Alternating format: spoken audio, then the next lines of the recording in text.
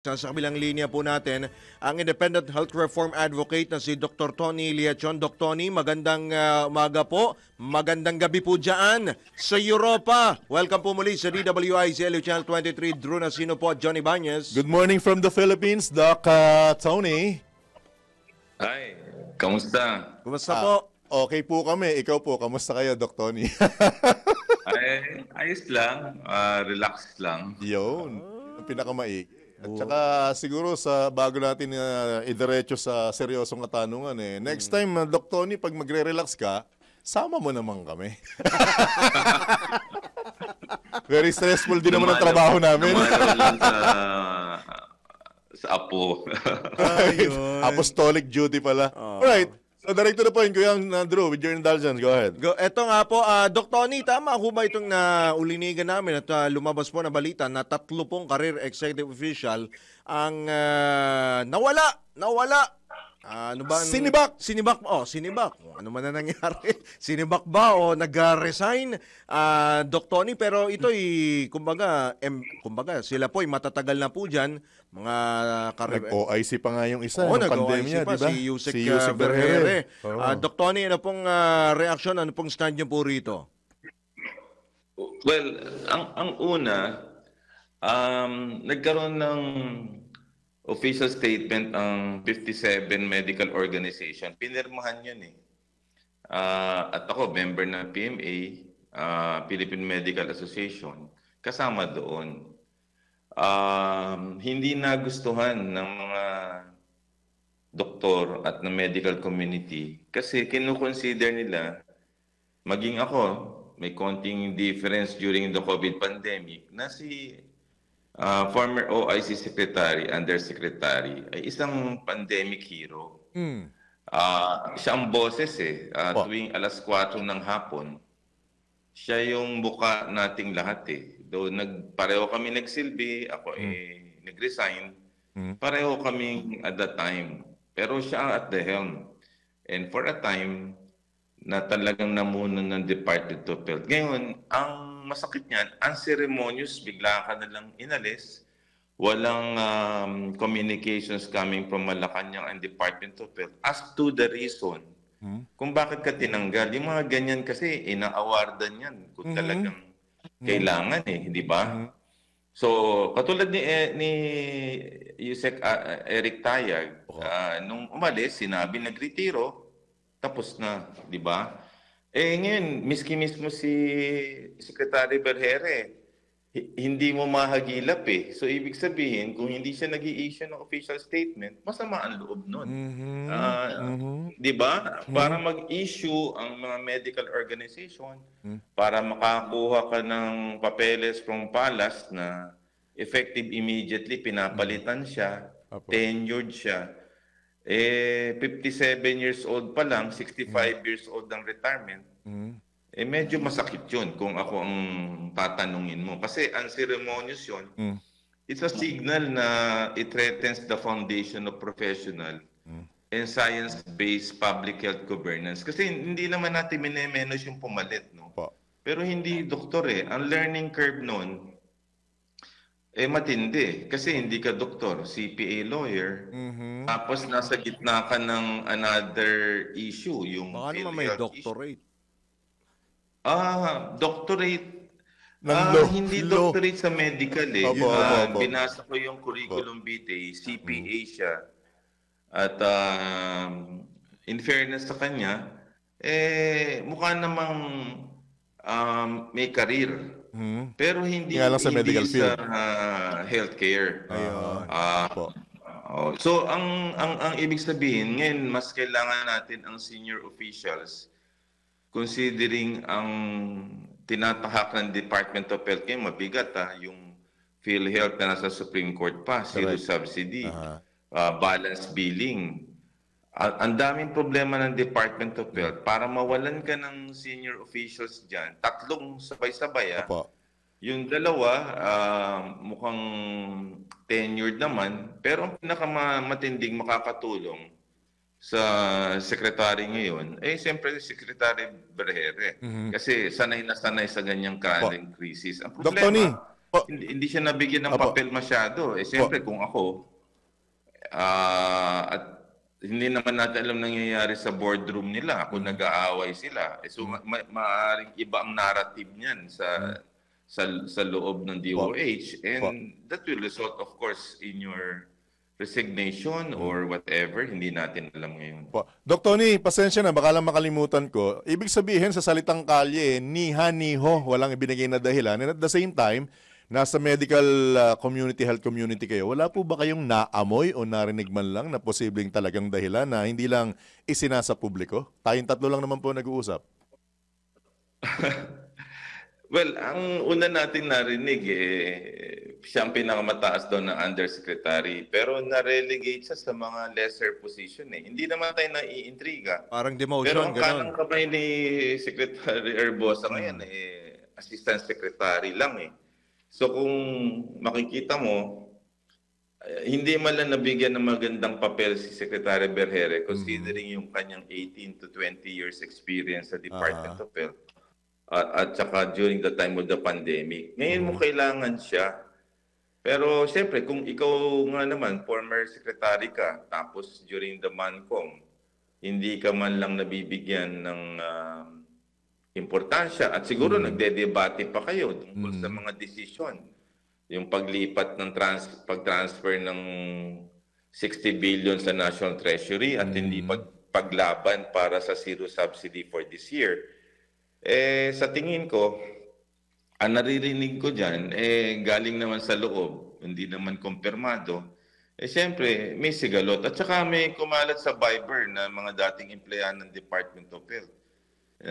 Ganito ang problema at nadi-demoralize at demotivate. So, wala kasing official statement . Di ba ang ating butihing spokesperson, pagka meron kang nangyayari, talagang uupakan ka . Correct. Di ba si Yusek Castro? Ito, tahimik na tahimik, radio silent . Ang lakas ng ugong . So, yun ang problema natin. Walang proper communication as to why tinanggal si Secretary Berhere. Kaya medical community, nag-step up na. Kasi kung mangyayari yan, maaari pa marami pa matanggal ng mga science-based professionals. Na hindi natin nalalaman ang dahilan. Exactly. Lalo na kung tenured ka. Opo. Ang alam ko dyan, pag tenured ka, hindi ka pwedeng tanggalin nang wala kang due process. Diba? Aroy. So, ang pangamba po ninyo, Doc Tony, maaring matulad din sa ibang departamento o sa ibang sangay ng gobyerno itong nangyari dyan sa DOH. Meron ba kayong ganung pangamba, Doc Tony? Malaki. Ang isa pang unang umalis dyan naalala mo ba si Asek Beverly Ho? Ay! Diba? Opo, naalala ko po yun. Nung pandemic din po yun, di ho ba, Doc Tony? Oo. Siya yung nakausap ko unang na- umalis Oo. Tapos ito nga, tatlo. Itong matindi itong si Berhere, si Bravo, at kasi sa Senate hearing, sila yung mga kaharap ko Doon sa healthcare workers, si Yusek Bravo. Ang pinakamahalaga rin si Kenneth Ronquillo kasi siya ang Yusek ng Human Resources. So medyo mabigat din yung nalaga sa'yo sa MANCOM mo. So yan ho yung mga bumabagabag na pwede hong mangyari pa sa ibang departamento. Lalo na dito sa last three years ni Presidente Bongbong Marcos. Doc Tony, isa na lang. Na-politika ba o na-personal? Pareho, tingin ko. Yun. Pareho ang tingin ko. Politika, kasi yung isang na-appoint isang mayor ayaw na natin banggitin yung isang assistant secretary. Bakit naman isang politiko, mayor, ang nandyan sa Department of Health? Naintiga, maaari. Kasi Isang alam mo dating naman mayor ang at isang abogado? pagkaka-assist ko dyan dati sa maraming bagay dahil sa politika. Kailangan, pag nagsisilbi ka sa isang boss, either nagugustuhan mo din yung trato sa iyo. Kasi kahit mataas yung position mo, tapos hindi nagugustuhan ang turing sa iyo, personal din yun. Kaya tingin ko yung tanong mo, political and personal, I think pareho yan. Baka nagkakauntugan doon sa isang silid. Doc Tony? Oo, kasi just sa boardroom na yan, lalo na ngayon, very controversial ang Department of Health. Maraming talagang sa isang career official na science-based ang hindi mag-yield kung politika yung nangyayari sa Department of Health. May mga taong tatayo talaga at kung hindi mapakinggan ang kanyang boses, ano pang halaga para manatili ka pa doon sa loob ng boardroom na yun? Alright. Opo. Last na lang on my part, Doc Tony. Di man ho kaya siguro maapektuhan dito yung zero billing sa mga ospital. Doc Tony, anong reaction niyo po rito, Doc Tony? Masyadong hindi ko naman gustong i-rain ng parade ikang. Yeah. Pero masyado yung communication na libre lahat halos Kaya nagka-windang-windang. Medyo nagkulang yung corporate communications nila at meron pala mga kolatilya kung sino lang pala ang pwede. Kaya di nagsasila at hindi sila ready. Yan yung kulang sa ngayon sa Department of Health. Yung kanilang communications Ang communications sila sabit Sinabi nila zero balance. Napapahiya tuloy yung Pangulo. So nung dinagsa yung mga ospital ng mga ganito, akala ba namin libre? Yung pala hindi. Ay hindi pa libre. Pag sa private hindi kayo libre. Sa ward lang po kayo. Opo. May mga ganun pa. Paano kung nagkakasakit ka, lulusob ka sa ospital at sasabihin ito? Sabi nyo, pwede ito. Pwede ba yun? Yun ang mali Yung mga ganung klaseng mga over-communication na pag-politika ang dating Opo, Doc Tony, pasensya yung na. tunay. Opo, hindi ba ang Pangulo ang nanggulat o ang DOH ang nanggulat? Kasi in-announce sa SONA Di po ba? Hindi ba inakala ng DOH yun? Narrative Kunyari, yung sekretary mo, niyabangan ang Pangulo.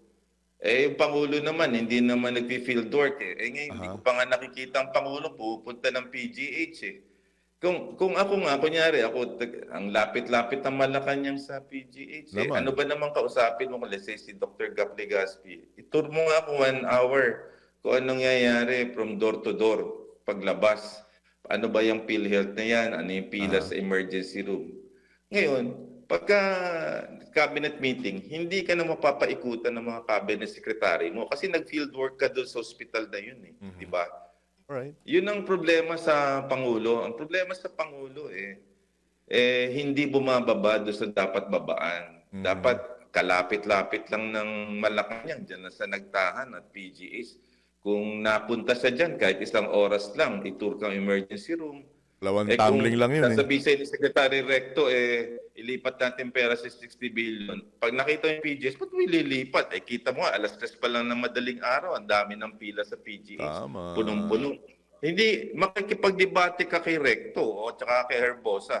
Ba't yung papalipat? Kitang-kita nyo ng lilimahid yung mga taong yun Yan ang sinasabi ko na ang Pangulo kaya napapaikutan dahil hindi rin siya nag-field work. Alright. Opo. Doc Tony, baka meron pa ho kayong mga karagdagan pang mga panawagan, mga payo, marahil ay rekomendasyon sa ating mga kasamaan, sa mga kasamaan po ninyo rin ho, na nasa medical field, mga kababayan po natin na Doc Tony. Well, nahaharap tayo sa isang pagsubok na kasing bigat din ng pandemic. Kasi yung pandemic, hindi natin nakikita. Tsaka yung kalaban natin, fair talaga, laban lang. Pero ito nakikita natin at kasamahan natin. During the time of pandemic na dapat tayo nagtulong-tulong, tinuloy sana natin after pandemic. Pero nakita ko yung politicalization of the Department of Health. Hindi maganda siyang tingnan in the time of crisis. At sana mag-step up yung medical community kasi lilipas din naman sila. 3 taon na lang din naman sila at mapapalitan sila. So dapat, yung namumuno sa Department of Health, maging ang Pangulong Bongbong Marcos, mag-iwan ng legasiya, natatandaan sila, at hindi magagalit ang taong bayan sa kanila. Right. Dr. Tony, para naman sa personal naman itong aming kahilingan ni Kuyang Drew, sa iyong pagbabalik, alam na, kahit magnet, kahit ref magnet. Ingat po, pinatatawa lang namin ngayon. Salamat, Dr. Tony. Salamat po, Doc Tony. Ingat po.